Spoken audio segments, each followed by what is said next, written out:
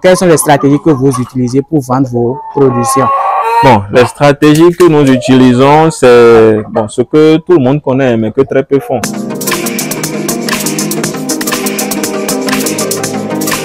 Aujourd'hui, je suis chez un expert en production de poulet Goliath. Il a commencé sur son élevage de poulet il y a 2 ans. Mais seulement en 2 ans, il a réalisé des choses extraordinaires. Donc, je suis chez lui aujourd'hui pour qu'il puisse partager son expérience, ses stratégies qu'il utilise chaque jour dans l'élevage de poulet Goliath pour pouvoir être un leader dans le domaine. On a dit, si tu veux être milliardaire, il faut côtoyer les milliardaires. Si tu veux être millionnaire, il faut côtoyer les millionnaires. Donc, si tu veux être un éleveur, il faut juste côtoyer les éleveurs. Donc, dans cette vidéo, il va tout partager avec vous. Donc, abonnez-vous, activez la cloche de notification pour qu'ensemble, on puisse réussir l'élevage de poulet Goliath en Afrique. Salut à toi, bienvenue sur cette chaîne. Moi, c'est Mouk Pamphile, un jeune entrepreneur spécialisé dans la production, dans la transformation et aussi dans la commercialisation des poulets Goliath. Aujourd'hui, je suis chez un expert en production de poulets Goliath. Il a juste démarré son élevage il y a 2 ans, mais seulement en 2 ans, il a utilisé des stratégies extraordinaires pour être au top. Donc, je vais lui laisser se présenter d'abord. Bonjour, chers membres de la communauté, de la page de mon très cher ami. Moi, c'est Narcisse Lokono. J'ai commencé l'élevage des poulets Goliath, ça fait environ 2 ans. Et ma petite histoire est que, bon, comme il est généralement conseillé de le faire, c'est commencer petit avant d'emmener le projet à grande échelle. Donc là, on est toujours en train d'y aller peu à peu. Et la phase d'expérimentation a été, je dirais, sommée d'échecs, puisqu'on a commencé avec 60 sujets et faute de vaccination, je pense qu'on a eu une maladie, le Newcastle, qui a été détecté dans le cheptel et on a perdu 40 sujets en 5 jours. Donc, il a fallu être courageux pour pouvoir remonter la pente, relancer le projet pour en être là aujourd'hui. Donc, on remercie Dieu que, avec la formation qu'on a eu à recevoir, les mises en pratique de la formation et tout, on est en train quand même d'évoluer peu à peu sur l'échelle de notre projet. Donc, lors de la phase d'expérience, vous avez perdu 40 sujets en 5 jours. En 5 jours. En fait, on n'a pas vite vacciné les sujets. Okay. Du coup, certainement que la maladie était déjà dans le poulailler avant qu'on ne fasse la vaccination. Ah, donc, okay. Le virus s'est incubé pendant 2 semaines. Et après ça s'est déclenché. Et qui a affaibli totalement les sujets. Ils n'arrivaient pas à manger et tout. Donc, sur recommandation de mon coach, on leur a administré des médicaments. Mais ça n'a vraiment pas résolu le problème, puisque c'est seulement ceux qui ont résisté là qui faisaient 20 à la fin. Donc, les amis, c'est ce qu'on vous dit. Au début de votre projet, le projet est là, mais il faut d'abord passer par la phase d'expérimentation. C'est très, très important. Et comment vous êtes rentré dans le domaine du poulet? De nos jours, on cherche tous à multiplier les sources de revenus. Okay. Voilà. Donc, c'est de réflexion en réflexion, de recherche de projet en recherche de projet. J'ai fait revivre en moi ma passion pour l'élevage, puisque étant enfant, j'avais déjà fait ceci. Okay. L'élevage, comme on le fait tous. Donc, c'était une passion pour moi. Du coup, j'ai commencé à réfléchir dans ce sens de recherche en recherche. Les vidéos de mon coach, Emmanuel l'agronome, que j'ai contacté. J'ai suivi la formation et avec son suivi, son accompagnement, on en est là aujourd'hui. C'est la volonté de multiplier les sources de revenus et de pouvoir se satisfaire financièrement. Okay. Les amis, vous voyez, l'élevage, c'est très très important parce que aujourd'hui, le Bénin importe 150 000 tonnes de volailles. Et toi, tu es là, moi, je suis là. Et nous sommes incapables de nourrir la population. Donc, pourquoi ne pas démarrer son activité et aussi contribuer à l'alimentation de la population? Donc, c'est très, très important. Oui, Monsieur Narcisse, pourquoi vous avez choisi seulement les poulets Goliath? Pourquoi pas les poules pondeuses, les poulets de chair ou bien les autres races? Pourquoi vous êtes spécialisé dans la production des poulets? Ok. Bon, moi j'ai choisi les poulets Goliath parce que déjà c'est de chez nous. Okay. Et je préfère promouvoir la consommation locale, la production locale. Les poulets de chair et poulets pondeuses sont fournis, les poussins sont fournis par d'autres structures. Avec les poulets Goliath, on a la possibilité d'obtenir les œufs, et d'obtenir nos poussins, de ne pas dépendre de quelqu'un pour pouvoir acheter les poussins. Donc c'est ce qui m'a beaucoup plu dans ce projet-ci, et ne pas avoir aussi dans ma ferme des sujets de même couleur, c'est bon, quelque chose qui m'attire. Je préfère avoir une diversité de plumage, et s'il y a un problème, bon, je sais qu'il y a tel sujet qui a tel problème, qui a telle difficulté, tel sujet n'est pas forcément à identifier le sujet. Donc c'est pour ça que moi j'ai beaucoup plus opté pour les poulets Goliath, pour ne dépendre de personne, obtenir les œufs, passer à la machine, avoir les poussins, les engraisser moi-même et passer à la vente. Vous voyez, c'est très important. Si vous faites l'élevage, il faut être indépendant. Ça ne sert à rien d'acheter tout le temps les poussins à l'extérieur parce que même les poules pondeuses, là, le poussin quitte Belgique et l'unité c'est à 1500. Toi qui n'as jamais fait l'élevage, tu veux commencer par... Surtout les poules pondeuses, pour rentabiliser, il faut commencer par 500, par 1000. Oui, effectivement. Or, les poulets Goliath, il a juste commencé par... J'avais commencé avec 60, comme j'ai dit. Et quand j'ai eu à perdre cette bande-là, j'ai pris une autre bande de 150. Et dans cette bande de 150, ceux qui n'étaient pas réellement performants pour être des reproducteurs, on les a vendus. À l'âge de consommation, on les a vendus. Et là, on est actuellement avec 34 femelles et 10 mâles. Vous n'avez pas besoin d'une somme astronomique avant de commencer l'élevage des poulets Goliath. Juste avec 10, avec 20, vous pouvez démarrer votre projet. Quel est votre projet d'ici 10 ans? Parce qu'une chose est de démarrer. Il faut avoir l'objectif précis et clair dans la tête. Votre objectif dans 10 ans. Mon objectif dans 10 ans, tout de suite, s'il faut que je passe, qu'on puisse me compter parmi les meilleurs producteurs de poulets sur le territoire du Bénin. Si ce ne soit pas sûr dans tout le Bénin, au moins dans le littoral, dans Cotonou ici, qu'on fasse quand même partie des meilleurs. Et c'est atteindre le niveau de démarrer des poussins chaque semaine pour, bon, ne pas dire, essayer d'être raisonnable, hein, chaque mois. Chaque mois. Combien engraisser, bon, une centaine, 200. Il faut commencer petit à petit, mais dans 10 ans, l'objectif c'est d'atteindre 500 chaque mois. Un minimum de 500 chaque mois. Pour ne pas peut-être dire 200 chaque semaine. Dieu nous prête vie et nous donne les capacités financières pour le faire. Donc, c'est démarrer ce nombre-là chaque mois et rester sur la chaîne de production de la viande pour la consommation locale en permanence. Donc, c'est mon objectif. Donc, dès que cette bande va commencer à vieillir, il y aura une autre bande qui sera là, un peu comme ce qu'on a déjà ici, au fur et à mesure. Donc, tout faire pour rester sur la chaîne en permanence et aider à satisfaire le besoin sur le marché. Les amis, vous voyez, donc d'ici 10 ans, de démarrer au moins 200 poussins chaque semaine.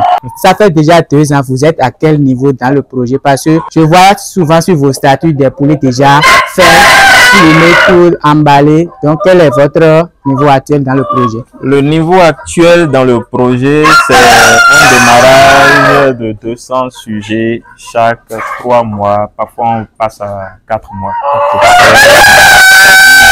On démarre, on les engraisse. Dès que c'est bon pour l'abattage, on passe à l'abattage. On fait un petit temps de vie sanitaire et puis on reprend. Donc, parce qu'il n'y a pas encore l'espace qu'il faut, la disposition financière qu'il faut pour pouvoir aller plus vite. Pour le moment, dès qu'on démarre et que ça atteint le poids de consommation, on abat et on fait la vente sur le marché avec la clientèle qu'on a. Toujours pour pouvoir satisfaire la consommation locale, promouvoir la consommation locale. Par semaine, vous êtes à combien de poulets déjà abattu? Vous vendez combien comme ça? Par semaine, bon, quand il y a la vente, puisque je ne suis pas seul, on est en association. Avec la vente, on a atteint quand même 100, une centaine de plus par semaine. Par semaine. Par semaine. Donc, c'est en train de monter peu à peu, puisque quand on a commencé vraiment le projet d'abattage, ça fait environ un an, difficilement on vendait 20 sujets ou bien 15 sujets par semaine. Difficilement. Actuellement. Mais là, maintenant, ça s'agrandit et on remercie Dieu. Et on remercie également tous ceux qui consomment local pour la promotion de la consommation locale et indépendante sur le territoire de Nara. Dans l'élevage de poulet Goliath, la seule chose qui est très difficile, c'est la vente. Mais quelles sont les stratégies que vous avez mises en place pour pouvoir vendre vos productions? Parce que la commercialisation, ça pose beaucoup de problèmes. Surtout avec les poulets de chair qui sont à 1500 sur le terrain. Oui. Ça pose beaucoup de problèmes. Quelles sont les stratégies que vous utilisez pour vendre vos productions? Bon, les stratégies que nous utilisons, c'est bon, ce que tout le monde connaît, mais que très peu font. Communiquer de façon acharnée, et aller à la recherche des consommateurs. Et dès que le client goûte une fois et que il est intéressé par le projet, il a oublié de revenir pour prendre. Voilà, donc c'est avec patience, nous menons des sensibilisations de façon séquentielle. Nous participons à des événements. On a participé jusqu'à hier à l'événement du FINAB, le Festival international des arts du Bénin. Donc, c'est être tout le temps à la recherche du client avec la communication, que ce soit sur TikTok, les statuts, dans les rues, parler à n'importe qui. Vous voyez n'importe qui dans la population, vous pouvez aborder la personne. Ça m'est déjà arrivé à plusieurs reprises avec mes prospectus dans mon sac, avec mon petit sacoche que je traîne tout le temps. Là. Je trouve un potentiel client, je trouve quelqu'un qui, je sais pas, que ce soit j'aborde la personne pour lui dire, bon voilà, je suis dans le poulet, et je fais ci, je fais ça, donc on fait des abattages chaque vendredi, plutôt pour promouvoir la consommation locale. Donc si vous êtes intéressé, n'hésitez pas, on est à tel endroit, donc c'est beaucoup plus la communication qui fait qu'on arrive à vendre. Okay. Donc c'est... Aujourd'hui, beaucoup de jeunes veulent entrer dans ce game, mais ils doutent toujours quel à ces jeunes-là, parce que l'entrepreneuriat, c'est pas pour n'importe qui, surtout dans le domaine de l'élevage là. C'est vraiment pas pour n'importe qui. Comme on le dit, tu veux entreprendre et tu es né en Afrique, tu as déjà un moins. Tu as déjà un moins parce que trouver les ressources pour pouvoir le faire, c'est vraiment pas facile. Maintenant, ce que je peux conseiller, c'est commencer petit. Commencer petit. C'est vrai, on a des rêves. On a des rêves pour des années futures et tout. Mais l'idéal, c'est de commencer petit, sans être gourmand, sans être impatient. On a commencé ceci, comme je vous l'ai dit, avec un petit nombre. Là, on est toujours à petite échelle. On est en train d'agrandir. Donc, qui veut commencer le levage pour rentabiliser, il ne faudrait pas que la personne espère avoir de gros bénéfices d'ici 1 an, 2 ans, 3 ans. Parce que dès que tu vas, il faut d'abord amortir ce que tu as investi pour ta ferme, amortir les dépenses de départ, pour commencer à gagner des bénéfices et autres. Donc, c'est des projets de 5 ans, 10 ans, 5 ans minimum, pour ne pas dire 10 ans, pour réellement s'asseoir dans le domaine et commencer à rentabiliser. Voilà. Donc, c'est ce que je peux conseiller. Commencer petit, être patient et être dévoué, donner ce qu'il faut dans la chose. Les amis, vous voyez, donc il est très important d'écouter ceux qui ont déjà réussi dans l'élevage de poulet Goliath pour pouvoir réussir. Ça ne sert à rien de prendre 500%, 1000%, mais au final, ça n'aboutit à rien. Donc, démarrez toujours petit, mais ayez de grandes visions. Tu t'imagines si j'avais commencé par exemple avec 500, avec 1000. Oui, pendant la phase de démarrage, si la maladie entrait dedans, bon, c'est des trucs qui donnent très rapidement des crises d'AVC. Oui. Franchement, même pour les 60, ce n'était pas du tout facile pour moi. Ouais. Du tout pas facile. De discuter avec tous ceux qui sont sur la ferme avec moi. C'était vraiment pénible. J'essayais de quand même de garder le cœur serré, mais surtout l'alimentation. Tout pas facile. Je repassais dans ma tête tout ce que j'ai eu à investir. Maintenant, pour ce petit nombre, donc on imagine pour un grand nombre, sans formation, malgré que c'était avec formation, j'avais à faire des erreurs dans la pratique. Donc, il faut suivre la formation et être vraiment pointu sur la prophylaxie, sur le suivi pour avoir les résultats. La race Goliath, c'est l'obtention des poussins qui est vraiment important. Oui. Si quelqu'un prend les sujets aujourd'hui et si son objectif c'est de garder les sujets pour obtenir des œufs, quel aliment il va donner si l'objectif c'est les œufs ou bien si l'objectif c'est la chair. Concernant l'alimentation, parlez-nous un peu de ça. Ok. Pour ce point, je pense que le sujet serait un peu long à développer, mais on va quand même essayer de rester succinct. C'est-à-dire quoi? Si je veux avoir, par exemple, 30 femelles, à avoir dans ma ferme, et le minimum de poussins que je puisse prendre, c'est 60. Fois 2. Fois 2, minimum. Parce que quand tu prends les poussins, tu n'es pas capable d'identifier mâle et femelle à l'étape poussin d'un jour, c'est pas possible. Donc, c'est prendre minimum 60, pour ne pas dire plus. Parce que même dans les 30 femelles qu'on va identifier, il y aura des sujets qui ne seront pas vraiment adaptés à la reproduction. Donc, pour ne pas dire 70-80, c'est pour ça qu'il parle de minimum 60. Donc, la personne peut prendre 70-80 sujets et tout ce qui a comme femelle intéressant pour pouvoir aller à la reproduction, la personne garde. Donc, pour cette phase-là, pour ce processus, c'est donner l'aliment chair, l'aliment chair de démarrage, jusqu'à l'étape où, là maintenant, on voit tous les sujets qui ont les bons calibres pour pouvoir aller à la reproduction. Et ceux qu'on veut vendre pour la consommation, on les vend. Et le reste qui ira à la reproduction, on commence maintenant à leur donner aliment poulettes pour la ponte et pour les préparer à réellement faire la reproduction. Maintenant, si c'est juste pour la consommation, on donne que aliment chair. Ok, merci beaucoup. Parce que l'alimentation, ça pose beaucoup de problèmes. Il y a des gens, leur objectif c'est la ponte, mais ils donnent aliments démarrage chair, aliments croissant chair, aliments finition chair. Et concernant les maladies, quelles sont les principales maladies qu'il faut éviter dans l'élevage de poulet Goliath? Parce que les poulets Goliath, ils ne sont pas exigeants en soins, comme on le dit, c'est une race locale, ils ne sont pas exigeants en soins. Mais concernant les maladies, quelles sont les maladies qu'il faut souvent éviter? Bon, comme tu l'as dit, les Goliaths sont plus rustiques que les chairs, les pondeuses et autres. Maintenant, ce qui m'a déjà moi traumatisé, je ne veux en aucun cas voir dans ma ferme, c'est la peste. La maladie de Newcastle, comme on l'appelle.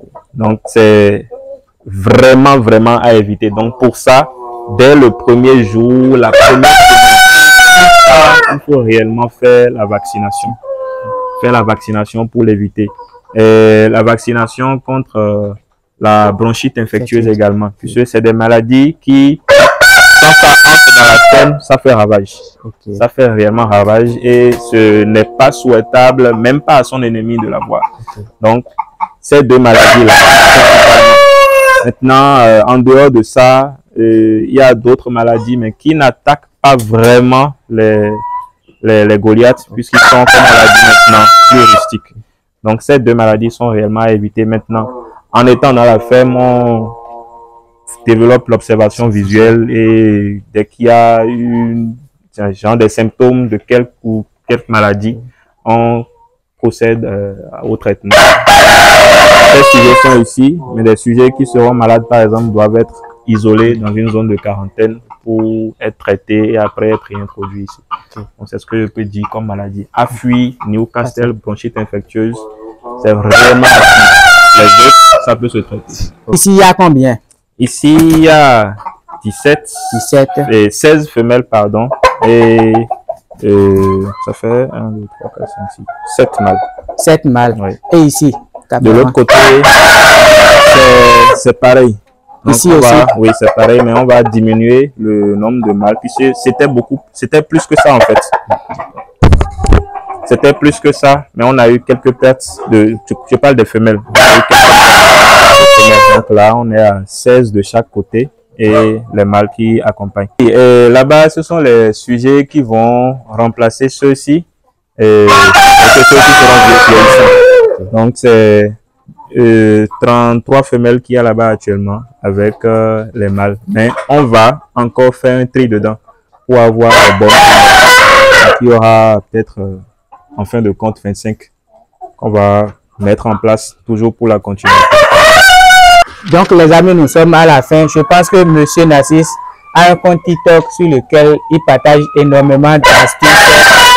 Je vais mettre le lien en description. Les amis, abonnez-vous massivement à ce compte. Et parce qu'il partage énormément d'astuces là-bas. Le compte c'est Maus Poulet. Maus Poulet. M-A-H-U. Bon, tout sera en description, n'est-ce pas? Oui, je vais mettre ça en description. C'est Maus Poulet. Abonnez-vous à ce compte TikTok pour avoir beaucoup de connaissances dans le domaine.